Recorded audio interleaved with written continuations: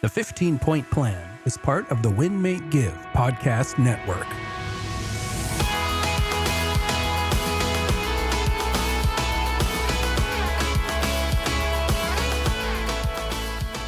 Welcome to the 15-Point Plan. Chad Himes here without Jillene Snell. That's right. She doesn't even know I'm recording this episode. I waited until she was busy to sneak this one in. Why? Because I'm going to geek out a little. Now, normally that would be because I'm talking about something like HRV or some other cool term that you're wondering what we talk about. But you know, here on the 15-Point Plan podcast, we are talking about upping your energy levels. We're talking about your health. We are talking about your happiness. And we give you 15 points to follow every day that when you check them off, we know you're going to increase all of those levels. So visit 15pointplan.com so you can get the tracker tool that we have. But how am I going to geek out today? Because there's a guy named Jake Breen sitting across the table from me here. Now, I came into the podcast studio earlier today and I freight trained this guy because I needed to get to an interview.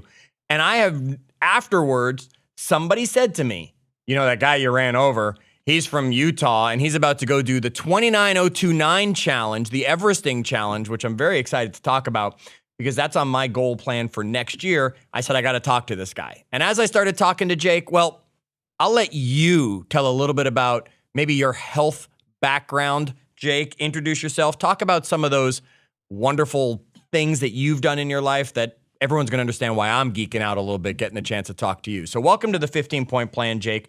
Let's hear a little bit about you and health. Thanks for having me. Early in my career, we were kind of forced to pay attention to health and nutrition. I was 23. My wife was 19 when we got married. And rather immediately, she started having some health problems. We went to multiple doctors throughout a couple of years. We're really exploring. We had specialists. She had MRIs, CAT scans, heart monitors she was wearing. And both of us were young. We were relatively fit, but we weren't necessarily athletes by trade. Sure. We had both played like some high school and she played collegiate soccer. And so we just couldn't figure it out. And after a long period of exploration, we basically learned that her autoimmune disease was just diet related. Okay. We don't have enough time to dive into all the specifics, but I'll leave it at that. And at first we were devastated because she needed to remove all these things from her diet. Sure. And that's how we saw it at the time. Looking back now, it's one of the greatest blessings received in my life because it started us on this path, this interest, this hobby of fitness and nutrition. And as we removed gluten, dairy, did some fasting and things like that, not only did her health immediately turn around, but we discovered this whole new love and hobby we have. So that started us on a nutrition path. And to give you a quick intro and summary, we are not experts at any specific trade, but have like to say we've dabbled in them all. So we've done a lot of the obstacle course races, Spartans, Tough Mudders specifically, traveled around the country, done those. You were ranked in the Spartan world. Yep. I was ranked for 2 years in the top 100. My wife, in her very first race 6 years ago, took second place overall in women's in the Open in Utah. Wow. Which is one of their more difficult races. Absolutely. And she's 5'2", 109 pounds, by the way. Wow. So, she's really a baller if she wants to dive in. I spent 8 years really aggressively in the CrossFit world. Still hold some top 100 in the nation times for certain workouts. Although as soon as the big guys started throwing around really heavy weight in that world, I exited. Okay, got it. And more recently, I've been getting into longevity races. I think that's an age demographic thing, but not just marathons. I've just done some challenges, and as you mentioned, about to do Everest. 29029 there tomorrow. Yeah, right. So by the time this episode actually airs, you will have Everested. I don't know how you would even say that in the past tense, but you will have completed the 29029 challenge, which for those listening out there who don't know, they have locations around the country that they do these events at. They give you 36 hours to hike up a mountain, gondola back down, hike up a mountain. Now in Utah, I want to say it's a 2.3 mile trek, and it's like 2,000 feet of elevation over that. And you have to do like 13 laps in Utah. Is that correct? Yeah, you nailed it. You got that memorized. So the Utah one, I'll drive up there. I fly back from Seattle tomorrow morning. I'll drive up to Snow Basin Ski Resort, and that's 2.3 miles, about 2,100 feet. And you got to do 13 laps in 36 hours. Right. And that's the same summit height as if you were to actually have climbed Everest, but now you don't have to spend the 2 weeks it takes to get to the top of Everest or fly or the expenses and the training that comes with that. Yep. Gives you this opportunity. So I'm completely fascinated. This is what made me want to first talk to you. Forget Spartan. You're a Spartan runner. I'm a Spartan coach, right? I mean, we can geek out on Spartan together. We both have upcoming Spartan races, right? We can talk distance running. I try not to do marathons any longer.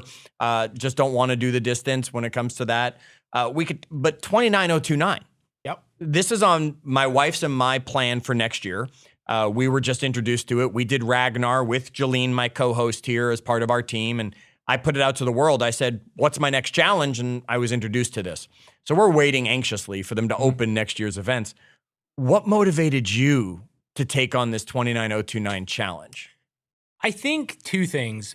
One, both my wife and I are firm believers that you always have to have something on the books. Yes. You know, if you're going to your gym or headed out for a run on your average Monday, you're going to up the ante on your motivation level if there's some event on the books. Right. So I think step one at any stage of fitness is sign up for something. Okay.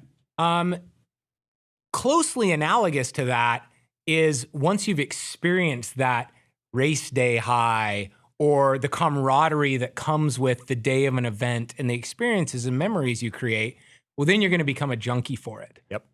I've had a decent amount of those. There are people who've done far, far more. And I've had my plethora of doing the different options. But the reason I wanted to do 29029 was more of a challenge mentally. So when David Goggins came out with his book, I read that. And when COVID first hit, I thought, I'm just going to do the 4x4x48 by myself. Right. And for those who don't know what that is, that's every 4 hours, you go run 4 miles for 48 consecutive hours. Yep. So however fast you can run, you get the rest of that 4-hour block to recover, rest, sleep, eat, whatever you want to do. Yep. But 4 hours later, you've got to get up and go. So that means at midnight you're running, at 4 a.m. you're running, at 8 a.m., and so on through the day. So just so people who are out there going, what the heck's the 4x4x48, right? Because you're speaking my language, but not necessarily everybody listening. So you decided to take on some of those challenges. Yeah, so I did that April of 2020, right after COVID hit. And I had my wife, my 4 kids, my 2 dogs, and we were going from our house in northern Utah to a second home we have in southern Utah while I was doing the challenge. Of course. And I learned something while doing that. I learned that with everything going on in the world, and remember back then, shutdowns were taking place, and some of us wondered if the world was ending, and to just be able to go out and mentally challenge myself. Yes, the 4x4x48 is physically challenging, but the 48 hours is the kicker. Right. It's not 4 miles, and it's not necessarily that it's combined. You're going to end up doing almost 2 marathons. In fact, I did 1 extra leg, so I could say I did 2 marathons in 48 hours. Go off. But yeah, but it wasn't, that's not the hard part. The hard part's the second night. The first night, you're kind of excited and, wow, I'm running through the night. The second night is mentally challenging. Right. And I think there is a difference, and perhaps it's an age thing, know? I got into my 40s and I went, those mental challenges really create the memories. And not just memories with the crowd and the group, but the personal clarity when you push yourself. And so that's why I signed up really for 29029. Just the challenge. I look forward. We will update you in our Facebook group, facebook.com/group/win-make-give. We will update you on how Jake did. Ooh, I got pressure now. Right now you got to get all the way to the top. We don't want to say you climbed Denali or summited any of the other mountains that they give you. We want to know you made it all the way to Everest and earned your red hat, because the only way you get it is that last summit, and you can be sure I'll be watching to see that you do it. Now, you also teach a class optimizing you. Yep. So take us through that. Give us 5-10 minutes here as we keep our podcast episode short on the 15-point plan, but take us through some tips on optimizing ourselves through health that's going to benefit our energy levels, our health, of course, our happiness, and then that'll trickle out into our relationships, our business, and all the other areas. Where would you start? You got it, Chad. So I usually teach this live class in front of a crowd, travel around the country doing it, and it's usually in a conference setting.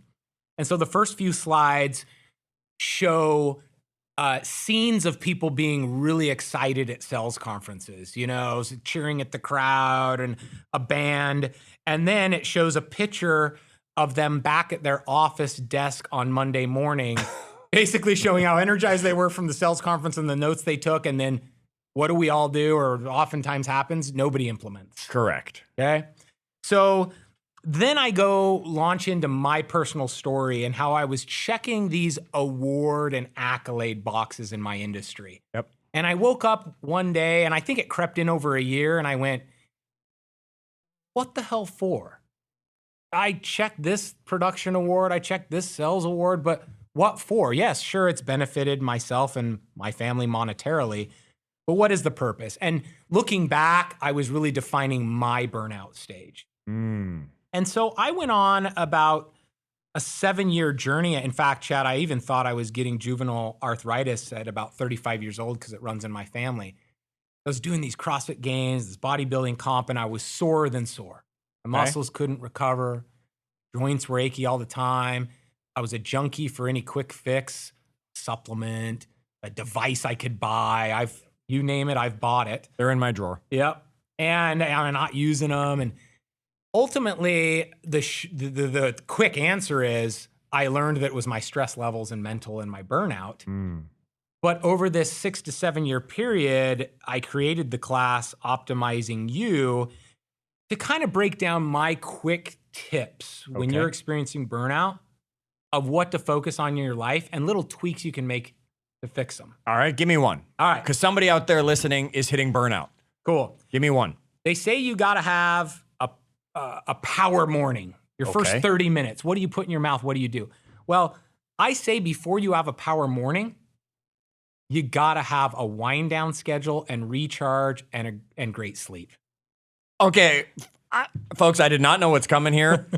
I am in love with you now, right? Okay, I'm just publicly admitting that because absolutely everybody forgets it starts with when do you go to sleep and what kind of sleep you get. Okay, keep going because you've won me over forever. You can come home from that conference and be all jazzed and wake up at 5 a.m. Monday morning, and by Tuesday or Wednesday, you're tired and burned out. Yep. Right?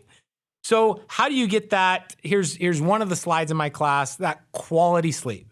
Here's just my quick pointers. One, I know this is kind of habit creating and habitual, but you got to have a plan, even if it's as simple as I go to bed in this window. Now, some people don't like things strict. That gives them stress. Yep. So it doesn't need to be I go to bed at 8:30 every night. Right. But it's just having a routine and knowing what that window is. You can I like to rotate different sleep substances. Melatonin and reishi mushroom are probably the two most popular. Okay. But there's a lot of options that'll make you kind of sleepy that are all natural. Yep. The point is, don't get used to one. Don't get stuck on one thing and be super habitual because you're just going to get really used to it. Yeah, you'll build up a tolerance. So Absolutely. rotate whatever that little thing is you like to do. These are not my pointers. These are big pointers from anyone that will talk about sleep, but low light or blue light and no electronics, at least 30 minutes. Look, it's everybody's habit. Phone by the nightstand, charger by the nightstand. At a minimum, put it in the drawer, but I'd prefer it's in another room. Yep. Okay. And, well, if we break this down quickly, there's also a lot of different slow digestive proteins. Mm-hmm. So as I've taught around the country, a lot of people are like, I get all that, Jake, but I'm starving for like a nighttime snack. Right. I'm like, hey, I'm okay with that, but just make it slow digestive protein.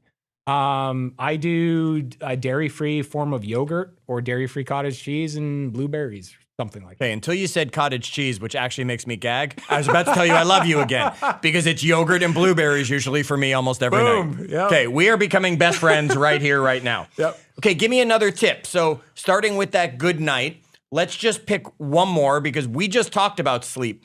We're going to have just gone through diving into sleep. We just heard from a sleep specialist on our last episode. So we know this going to bed. We know this sleep stuff. Give me another tip.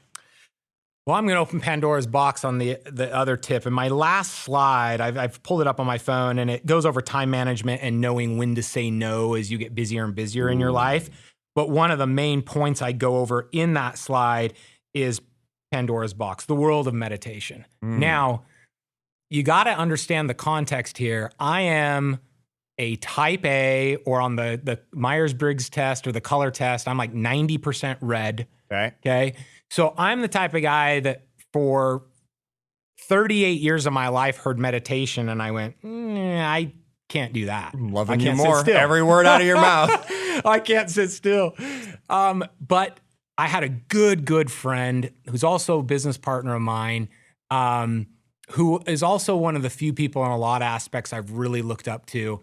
And he got deep into meditation, and he just kept telling me, hey, you got to figure it out, that, nothing supplements for just the time. You got to put in the time.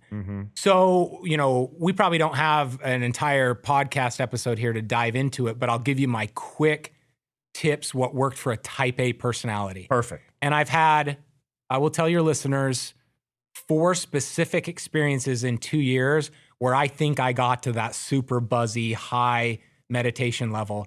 And you'll be a junkie for this if you can get there, because guess what? Nothing, and I'm talking Theragun, massages, supplements, nothing has increased my mobility and allowed my fascia to unbind more than those 4 moments I got to in meditation in the past 2 years. I know it sounds crazy, and I'm intrigued. I can't teach you the science. So here's the quick pointers. Here's what finally started clicking for me. Yes, you got to sit there. Yes, you got to try to be still and have no thoughts in your mind. But if you think of it like this, we all have 4 bodies. You got your mental body, which we're all in all the time. We're in it right now because we're talking. Okay. You got your physical body, which stop the talking and just feel your body. Now you're in your physical presence. You've got your emotional and spiritual body. Chakras in the hippie world will teach you similar. Correct. Okay. 7 chakras going through our body. Yep. All right. So we could dive down that rabbit hole. But however you view it, here's what helped me. If you think, okay, I've got these 4 bodies and I want to try to step into emotional or spiritual because I'm not there that often, or I'm going to try to do this in a meditation. How I finally got there was sitting on the ground, cross-legged, which is uncomfortable at first. Even though I'm an athlete, I could only do it for like 3 minutes without my legs going numb. Correct. As I got more used to it, I could get there comfortable. And then I would go from mental body, because we always have thoughts racing, to physical. How do you do that? You got to feel yourself stretch and breathe. Now, you read any meditation book, and there's chapters on breathing. Right. We could dive down Wim Hof theory and all that. To the listeners, I am not an expert. I read a little, heard a few YouTube videos and podcasts, but I've experimented a lot myself. And for a type A, I finally just had to feel myself breathe and stretch. Okay, let's say your right hip's bound. While you're sitting there, move ever so slowly, lean forward, and try to unbind that hip. And while you're stretching it to its max capability, breathe really deeply and try to push air into that tight space in your body. Yeah, I was always taught to do that while running. If you feel a stitch, breathe and push the air to where the stitch is. So, okay. Now, if you can get there alone in meditation, forget everything else. Okay. If you can get there alone and you practice it enough, there's times where you'll jump into emotional and spiritual. How do you know? Well, you know it when you do, but here's how I describe it. I actually had amazing flooding thoughts, not thoughts or memories, but actual vivid pictures of, say, my children at beautiful moments or ages. And I'm not an emotional guy, to be honest. My wife reminds me all the time. But Again, in meditation, I'm loving you. I've had that flood a couple of times, and you haven't, it's really an experience. And so since I know we're short and I don't want to go down this whole rabbit hole, I would say that's what helped me get there quicker. And a few tech tips, if you want them, is 1, put in headphones so you're not distracted and listen to a frequency music. Okay. And just try different frequencies until one jives with you. Interesting. How do you know it jives? When you can actually have no thoughts for maybe 30 seconds or 60 seconds or 2 minutes. Okay. Number 2, created by one of the members of the Genius Network, the Harpy. It's called Happy, H-A-P-B-E-E, Hap-B. Okay, got it. The new piece of technology. It's a frequency emitter. You wear it like a necklace. Got it in my backpack here. And it syncs to your phone via Bluetooth, and you play a frequency that will emit an emotion. Okay. Now, does it work phenomenally? And you guys are going to start hearing about this. It's selling really well. They've had over 1 million downloads now. Wow. It's only about 14 months old. I kind of beta tested this product. You can play the happy frequency. You can play the relax frequency.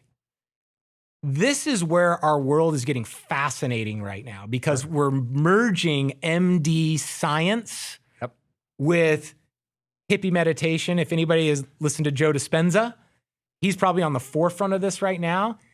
He has live video streams that can measure your aura, what you're putting off, where your chakras are blocked.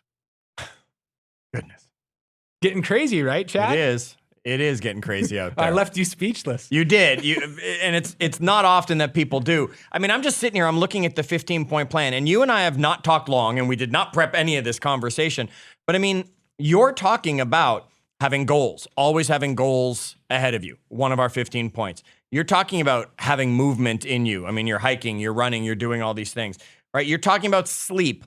We didn't get into the conversation on nutrition, but you talked about how important nutrition is. You've mentioned supplements because they're going to happen. Mindfulness, putting ourselves into that meditation type state, right? Having hobbies and time.